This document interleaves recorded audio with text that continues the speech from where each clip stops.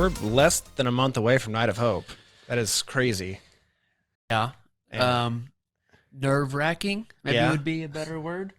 Oh, You're no. not nervous at all? I think the word is exciting. No, I'm ready to celebrate 10 years. Yeah, I am too. I think it's going to be, I think we have no idea what's about to hit us. Right. It feels like, sometimes God kind of blinds you a little bit to what's coming on purpose. And so I'm excited for that. I mean, 1,650 plus people registered for Night of Hope. So that's exciting. And we're still 3 weeks away from tomorrow. 3 weeks from tomorrow. Yeah. It seems, sign up now. nightofhopeokc.com. Yes, what he said, nightofhopeokc.com. It seems like every time we sit down to meet about it, like there's just more stuff that comes out, which on the one hand, like you said, could be nerve-wracking, but it really is more exciting. It's like, wow, but we are getting so close, and there's just so much more. Speaking of exciting, I don't know when the podcast will come out, but I know we're live on Instagram now. We're live on Facebook. And we have, next week, we have an announcement of somebody new we're adding to the lineup. That'll come out next Wednesday. Wednesday. I'm excited about it. Are you with us? I am with you today. Okay. I was just, it's funny. I'm just reminiscing on all of the events we've done over the 10 years is what I was thinking about. And I thought to myself, it's probably really going to hit us the day, Tuesday, when we wake up for our celebration of hope, that this has been 10 years of difficult, heartbreaking, incredible, triumphant work that we've been able to do. For sure. And isn't it crazy, though? Like, it's 10 years, but one of the things that we're trying to get across, I feel, is like, it's not like a series finale. Like, we're celebrating 10 years. Now it's like, let's do 10 more. Yeah. I mean, that's been coming more and more as we've kind of been preparing for the vision and what's next and what's the next 10 years hold. I think we're getting more and more excited to share all that stuff soon. So that's exciting. Shockingly enough, we have a plan for the next 10 years. We do. Gotta have a plan. Gotta have a vision. Yes. Nailed it. For those of you who are just joining us, welcome back to the Hope Dealers podcast. We are so excited to be coming to you live today from Facebook and Instagram. This is a very special episode. We're going over year 3 in Hope is Alive's history as we lead up to our 10-year events. And year 3, my friends, is when everything gets bigger and more beautiful. That's right. Because who comes along in year 3 but Allyson Lang? Allie Lang, the one and Lang only. at the the time, I wasn't a Lang. Allyson Van Zant. Right, it was Allyson Van Zant. And you had your own business at the time, correct? I did, yeah. And so what led to you feeling called to, to join the Hope is Alive team? Well, it was, I had the pleasure of knowing Lance probably for 5 or 6 years at that point in time. And obviously we were together through his addiction. And then when he got sober, I got to be with him when he started Hope is Alive. And I honestly never in my wildest dreams envisioned that we would ever work together. Mm-hmm. And so it wasn't on my radar at all. Right. And one morning, actually, really, God started working on my heart probably 6 to 9 months before I even talked to Lance about it, which was going to Baptist churches all over the state of Oklahoma and listening to my husband's not husband at the time, Lance share his story. And I was usually the only one in the front row cheering him on. That's true. He had a handkerchief that he would pull out of his back pocket to wipe his head because he would get nervous early on. And then I would pop out 10 minutes before it was over and go back to the back table and sell his books, Hope is Alive. Wow. They were $12. I think they're still $12. Yeah, probably. And it was really, we would always have a line, mainly to talk to Lance and obviously buy a book, but, and I would just listen to these moms. And it's, there's 5 or 6 of them that come up that are in desperation, complete desperation. Yeah. And looking at Lance for the solution. And it was so incredible to watch as Lance was able to tell them, yeah, I know exactly where your son can go. In fact, I'll meet with your son. We'll get him into treatment or detox. We'll get him into treatment, and then he can come live with us at Hope is Alive, and his life will be radically changed. And those were always moments of excitement. Yeah. And then there would be moms that came up that were in that same desperation mode, oftentimes with little kids in tow. Yeah. Wow. That we're talking about their daughters. Grandparents raising grandkids. Grandparents raising grandkids. And they were talking about their daughters. And there was nothing that we could give them. There were a few places, obviously, in the state of Oklahoma, but there was nothing doing what Hope is Live was doing, which is teaching people to live in the real world clean and sober. Yeah. And so they would go to treatment center after treatment center, and then obviously back to using or drinking again. And so I think the Lord started to work on my heart, and it was a hard heart at the time. I'm not from a ministry family. I don't understand the calling on my life. I didn't really grasp all of it. But then one August morning, I tell this story, God sucker punched me and said, hey, it's time for you to envision a women's program for Hope is Alive. Yes. And so I wrote this really long email, and in fact, The title of it was Future. it The was. subject line of the email was Future. Future. Yeah, I still have it. And what was It's going actually through in the your book. mind when you got that email from Allie? I mean, I don't even know, man. I mean, that It was the middle of the night, right? Like yeah, I mean, sent it woke at like up, 11 p.m. I woke up to it, and I think honestly, I had the thought in my spirit, everything will be different from here on out. Right. And there was a lot going on with us relationally. You know, we were getting back together after kind of a sabbatical away from each other. That's and, a good word for it. And so God was leading our hearts back together, and in every way, and this her calling into the ministry solidified all of that. Yeah. And I think pretty quickly I could see a vision of what this could look like. And I had seen how dynamic she was in the event world and wedding planning, and incredibly creative and smart, intelligent, funny. And so honestly, I thought it would be a huge get. Like, what an honor to be able Right. to have somebody to come alongside that could do this. But I also knew I couldn't do any of it. I mean, it was a women's program, needed to be woman-led, woman-ran, curriculum needed to be written and programming.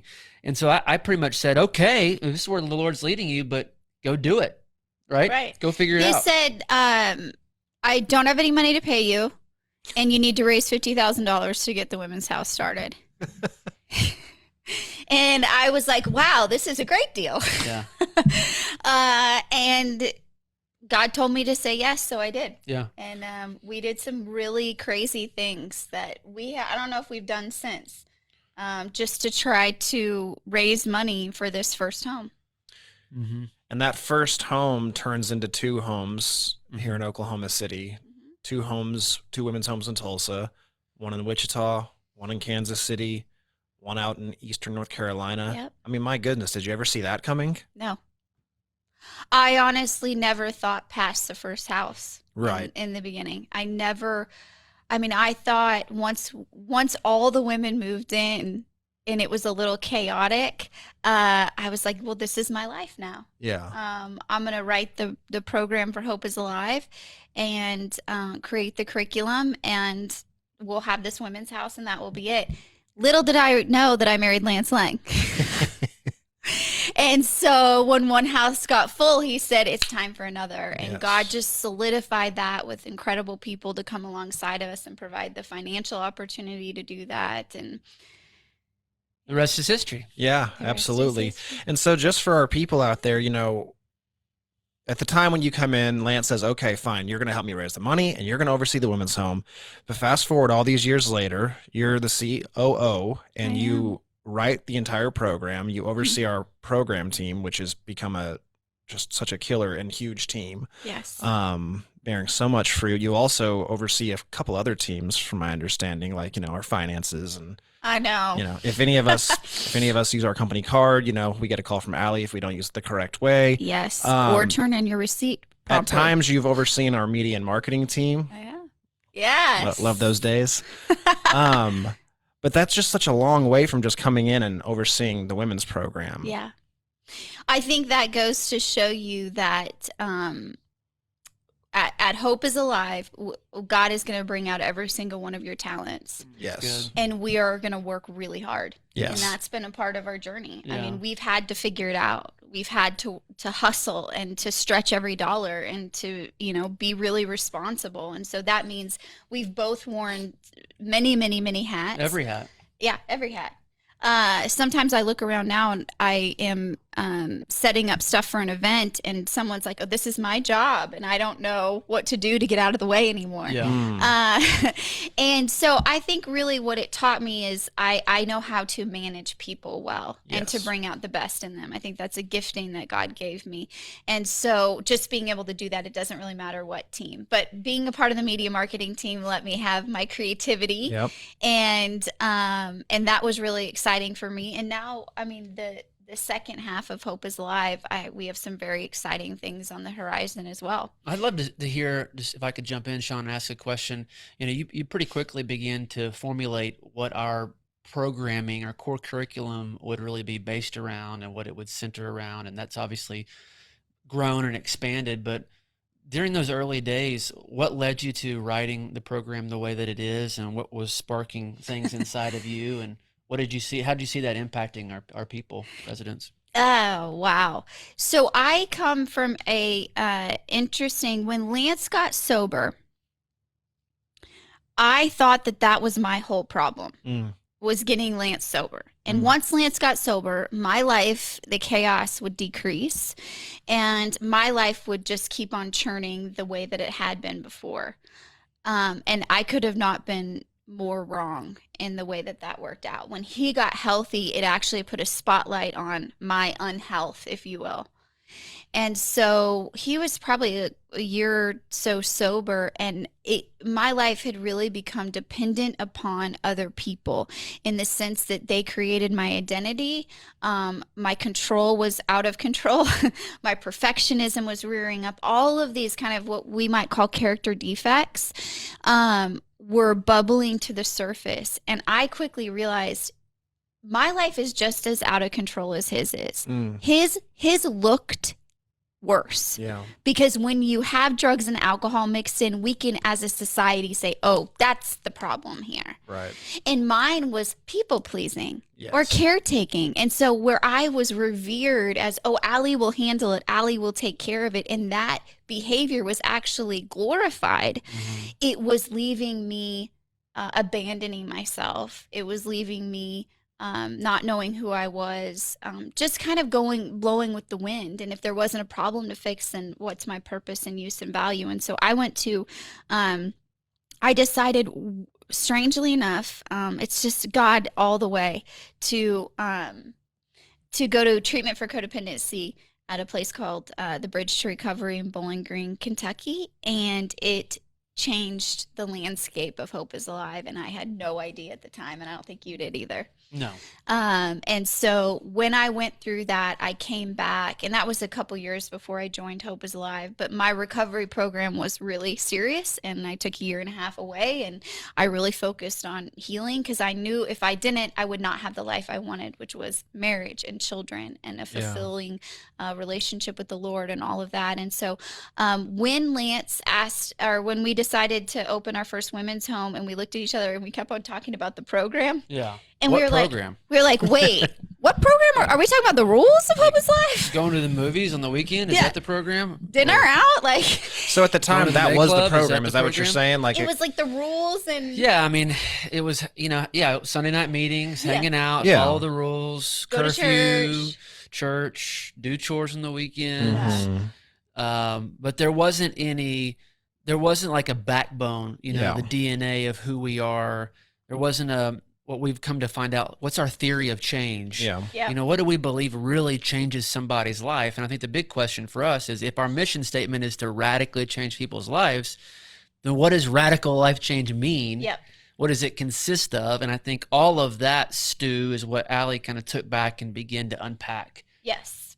Yeah. And so Lance is like, go write it. And so I came up with 3 phases because we really wanted people to stay for 18 months. And so 666. just divide that evenly, and there you go. So it was 3 phases. And I brought the idea to the table of not only working the 12 steps of AA, which they had already been doing, but also to work the 12 steps of a process addiction. What is a process? I was going to say, what's that? What is a process Phew. addiction? Great question. A process addiction can also be called an emotional addiction or a behavioral addiction. It's things like codependency, sex and love addiction, control, perfectionism, gambling, gaming, eating disorders. All of those are processing based around trauma from our childhood sometimes, or adulthood. It can come in either form. And when I brought this to the table, there was probably a little bit of pushback to say, I don't get how it fits. I don't get how drug addicts and alcoholics have issues with people problems. Yeah. I don't get how they have issues with internally or with trauma. And so it was really a journey for both of us to unpack this idea, which eventually became the Hope is Live recovery model, which is drugs and alcohol are a problem, but they're really a symptom of the problem. Yeah. And we have to, if we want long-term sobriety for our people that God has called us to shepherd, we have to put in really intentional work to get them back to viewing themselves as the perfect creation that God made them. Right. And if we can get them there, then we believe that they can have a lifetime of sobriety in front of them. Getting them there is what the Hope is Live program was written to do. Yeah. Love that. And so really, and I just, as an example, it's like, we know that we're alcoholics and drug addicts, but we have to go back to the source and figure out what causes us to go do that. So Right. if you're a codependent, it's like maybe when you're not, when you're letting people rent space in your head, worrying about what everybody else thinks, connecting dots that aren't there. Yes, that is something that I've had issues with, but that's something that a lot of us out there have issues with. And a lot of the times it's like, okay, I'm just going to go cloud that with some substance of any kind. Well, once the pain gets so great, right? Being a codependent, you can feel the pain, but there's always somebody to help. There's always somebody to please. There's always some form of control we can exert that we can feel better about ourselves.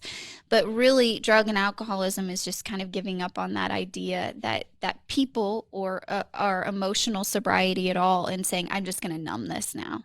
The pain is so great that I can't even deal with it through my processing. I have to just numb it. Yes. And so it's just the outer layer of what we talk about here. I think that opened up everything with who we are today. And I think not so surprisingly, the introduction of the program, the introduction of Allie, intentional staff, having fresh eyes to come into an addiction recovery program, having somebody that had walked through codependency and process addiction treatment and all that really brought this game-changing, disrupting thought. And I say that like in honor, because honestly, I pushed back on almost everything. Sure. And I didn't understand it. It wasn't from the school of thought that I had been from, which is basically big book thumping, go to meetings. My whole passion is, give somebody a purpose, show them to have fun in sobriety, push yourself to new levels, say yes to challenging things, create a life worth living, sober. Yeah. But none of that had any therapeutic or healing attributes to it. And Allie had to introduce that, and it all kind of meshed together to, I think, make a really cool culture and program. But I didn't understand why we needed sex and love addiction meetings or what codependency was all about, along with a bunch of other things that Allie introduced, like Live 360 and Deep Clean on Sundays. And all of our residents were like, whoa. And, doing a daily check-in from a house manager on every single resident in our program. It still happens today. If you're watching or listening, every single resident in our program gets a check-in, which is like a paragraph written about them every single night, 5 days a week. So 5 days a week from the house manager. And so all that these I can things, read all the way down to our fellow house managers. It's important to know what's going on with our people. Yeah. If God's called us to shepherd them, then we need to know what's going on all the way up. Point is, the building blocks that Allie introduced early on and continued to build upon laid the foundation for this organization to be scalable Yes. and for it to be reproducible Mm-hmm. and repeatable, whatever phrase you want to use. Yeah. And God then blessed us with great partners and momentum financially, a deep culture that continued to produce more life-changing leaders, and it began to open us up to what was to come in the years ahead. And really, it also just sets us apart. This is what makes Hope is Alive not a drug test and a bed That's right. Or a list of meetings. or a list of meetings. Because as we talked about, I think on the last episode, Lance, it's like if getting sober is just going to meetings every day, then I'm out. I'm out. I don't want to do. There's got to be more to it. That's right. And everything Allie introduced allowed us to do that, and really allowed the individual to find their true self. Yeah. Which is what we believe is what recovery is all about. Yeah. To meet Jesus up close and personal, because he really changes everything. Sure. I mean, that's the truth. 100%. We just are here to be conduits to allow ourselves to be used to help people unpack the baggage of the world that God never meant for us to live in or for us to pick up. He never meant for us to pick it up, and we do it, because we're humans. And thank God that we have the opportunity to help people find freedom and then spend all of eternity with them. Yes.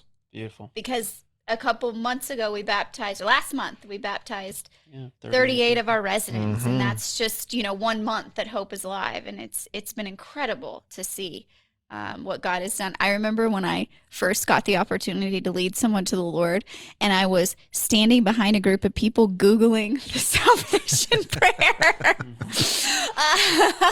And it's just been such a journey, hasn't it? To be able to watch all of our people who have gone out and really altered the face of Oklahoma and every state that they're in. Not always easy, No. but always worth it. Yes. Yes. And the funny thing about the CODA, saying that Lance was fighting back on the CODA and the SLAA, I will say that one thing I've noticed, and I'm sure a lot of our other residents and staff members would agree, is like when you come in, you first hear about that and you're like, what is that? But then you kind of start to wonder, you're like, well, when do I get to go to that? Yeah. There's like this curiosity there, It's it's a deeper level of healing. I Yeah. think we all want that at some level, and we push back against it because change is hard. Sure. Yeah. And doing deep work is difficult. And the truth is, not a lot of people make it through that, and they get up and close and personal to their past and their trauma and their hurts and habits and hangups, and they run from it. Yes. What Allie's created and God has blessed in this second phase of our program is the deep, tough work that ultimately sets you free. Yes. To live your best life, to have self-awareness, to be able to set boundaries for yourself and for others. And it's life-changing. And so thank you for everything that you've done and how you've taken us further, faster, and made everything better and more beautiful. Thank you. Love that. So moving on from the program, the other thing I wanted to talk about that was part of year 3 with Hope is Alive was the creation of Finding Hope. Yeah. So, and I've got a little thing I wrote here, and I think this, encompasses. So when an alcoholic or drug addict is looking for help, HIA is always happy to step in and help. The majority of the time, though, it's the individual's mom or dad who is reaching out for that help, correct? That's right. So this is what we at Hope is Alive call the forgotten population, the parents of those that are struggling. Sure, it's great that the individual is able to get help and break free from the chains of addiction, but I will quickly refer our listeners back to the Hope is Alive mission statement to radically change the lives of drug addicts, alcoholics, and those that love them. Yeah. Okay. Those that love them. Today, Finding Hope has over 40 free support groups across the country in 2 different languages. That's just crazy every time I say it. I think there was like 15 when I started. Lance, what exactly is Finding Hope? Yeah. How was this idea birthed? Yeah. And what made you realize that there needed to be a meeting for not only the individual struggling, but for those that love them? Some happy accidents along the way, some God winks, but ultimately, to Allie's point, what we realized is that the majority of people that were calling us, reaching out for help, messaging on Facebook or Instagram, buying my books or anything like that were moms mainly, and then some other populations, spouses, maybe a dad or two, some grandparents. And so there was a couple that came into our lives around this time that, again, were able to confirm that, hey, this was a huge need for people. And so at that time, Allie was coming on board. I began to write this book called Finding Hope. And so at the time I was blogging quite a bit and speaking to this audience. Hey, what's 3 things to look for in an addicted kid? How to set boundaries, how to raise a rock bottom. I was blogging all these things that could help parents and spouses walk through addiction recovery with those that love them. And so I took a lot of those blogs and put them in a book, asked my parents to write a little closing page or two, a parent's perspective on every one of those chapters, packaged it up and called it Finding Hope. And at the same time, began to roll out the first support group here in Oklahoma City at Putnam City Baptist Church. Yeah. That would be a free offering. And by the way, I had no idea what I was doing or what it would be, but God blessed it. And the very first night, I remember very vividly walking into the church on the phone with Allie saying, I don't know what I'm doing, and I don't know how I'm going to do this. And I walked in, and there were 30 people there the first night. Wow. And I never forget this story. There was 2 moms that were sitting out there, and they were crying the entire time I was talking. And I found out afterwards that they had been sitting next to each other on the same pew in that Baptist church for years, and neither one of them had ever told each other that both of them had sons that were struggling with addiction. Oh, my. And that moment I'll never forget, because it was like, here we go. There is a whole population of people that are ashamed to silence, that don't know where to go, don't know what to do, and are just suffering. Yeah. Not to mention the addicts on the other side of that. And so that's kind of how it began with the book and the first support group.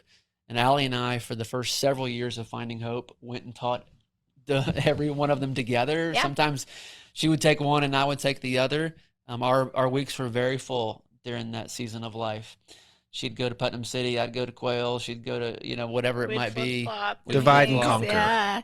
We would divide and conquer. And we began to put the building blocks in place of what would become Finding Hope. And last thing I'll say on this is I remember being in a room, a Finding Hope support group, and I just felt God breathe these 3 phrases to me. And so I wrote them on the whiteboard, and it said, you're not alone, it's not your fault, and there's hope. Yes. And those kind of 3 tenets have become the mantra, the motto of Finding Hope support groups, and I think it speaks to the loved ones. You're a loved one, though, so why don't you touch on what it's been like from your perspective? I love Finding Hope. I think that dealing with Lance, not coming from a history of addiction myself or a family history of addiction, dealing with Lance through that. I mean, we sent him to a medical detox before, thinking that was going to cure all of our problems. Right. It's just you're ignorant. You don't know what to do. You don't know. And so if someone had given me a guide and said, here's the 5 things, I would have done them. Mm-hmm. But no one out there has that ability. And so Finding Hope fills the gap for people. It also, like he said, I think admitting that you have a loved one, whether that be a husband or or your child, admitting that you have a loved one that has an addiction is a tough thing to do. Yeah. It's tough to show up at that meeting sometimes. However, the beauty because we internalize it, right? We want to find fault in ourselves for causing this. I remember yelling and screaming at Lance, like, why can't you just love me enough to stop using today? Right? And so you internalize it, and it becomes something that I've caused, or something that he's experienced because of me. And ultimately, Finding Hope takes the shame out of that. It allows us to educate people to realize it's not your fault. Right. There are a community of people here, of which all are on a different end of this journey. You know, some children are clean and sober. Some loved ones are still drinking and in the home with you. And so there's someone for everyone. But the most important thing is community, I think. When you come together with people that are journeying through the same thing, the enemy cannot isolate you anymore. It cannot make you feel shame. He cannot make you feel shamed or alone or anything. And so you come into these rooms, and it's funny, you can watch people change week after week as they come in, and oftentimes we have residents check in because their parent went to Finding Hope for a week or a year, however long. And so just learning that we can be a part of the solution no matter what our loved one is doing. And isn't that the definition of codependency? Like, no matter what somebody else is doing, we're going to be okay. And I think that's what Finding Hope teaches people. Love that. Yeah, so the homes provide community for addicts. The support groups, Finding Hope, Hope After Loss, and all the ones in the future we develop, provide a community for the loved ones. And we community is a pillar of what we believe. 100%. And I mean, Recovery. like the residents, we talk about this, the residents get to go do a lot of fun stuff when they're in the homes, whether it's going on the ski trip or, I think they just went down to the lake last weekend. There's all kinds of fun stuff. But for the Finding Hopers, it's more than these meetings. I mean, we've got, 2 retreats a year going on for them. Yep, they go to retreats. I mean, they find their tribe. Yeah, exactly. It's very, very cool. And there's shared pain and there's shared struggles and hopefully there's shared victories. Yes. Right. Because like we said, it's important, that mission statement for Finding Hope, or the motto rather, you're not alone. Yeah. And it's so easy to feel that way whenever you're a parent of someone out there struggling. And Allie, I think for you, and I think we talked about this at the last retreat that you came and spoke at, you walked out and you were like, these are my people. Yeah, they're my people. Yeah. I think one of the most important things, and this is what I spoke about at the retreat, is grieving what we thought would be. Mm-hmm. And it was a real, it took time and energy for me, I mean, and now that we have LA, I think about, parents or teachers coming to me and saying, LA says his daddy's a drug addict and an alcoholic, like those moments, like it's just different than I thought it would be. And for us to grieve potentially what we thought our lives would be like so that we can embrace all the good that actually is. Yeah. Yes. Live in the present of what Live we in the have. present. Yeah. Be grateful for this community of people, of Finding Hopers or residents or whomever that we do get to do life with. Yeah. Because it is, when you experience Hope is Alive, whether it be Finding Hope or through the program or a volunteer or whatever, you get a different viewpoint of life. It's real, it's authentic, it's honest, it's accountability, it's all of those things that we actually crave in our lives, but it just gets to be under the banner of sobriety. Yes. Love that so much. Well, So it was a good year, big year. I was going to say, year 3, big year. What's coming in year 4? Ooh. Year 4. What is coming in year 4, Lance? I don't know. Stay tuned. They'll find out. Stay tuned. Before we go, I just want to remind everybody out there, Night of Hope coming up. Yes. August 11th. That's right. It's a big night. We'll throw this in the chat over there. nightofhopeokc.com. There's still seats available, but they're going fast. Yeah, I mean, we're going to sell out. I know that for sure. And we're at 1,600 plus. Yeah. It holds 2,700. So go save your seats right now. If you're listening, nightofhopeokc.com. You can register. You can register your youth group, by the way. This is a great back to school, back to regular schedule programming event. August 11th. Everybody's back in town from vacation. Bring your folks from a treatment center. Maybe you got a small group. It's a great date night. It's really a worship night, and you get to hear Tim Tebow for free, which is going to be amazing. We got all kinds of stuff planned. It's going to be lit. Yes. So don't miss it. Lit, is that a word people use? I don't think that's cool anymore.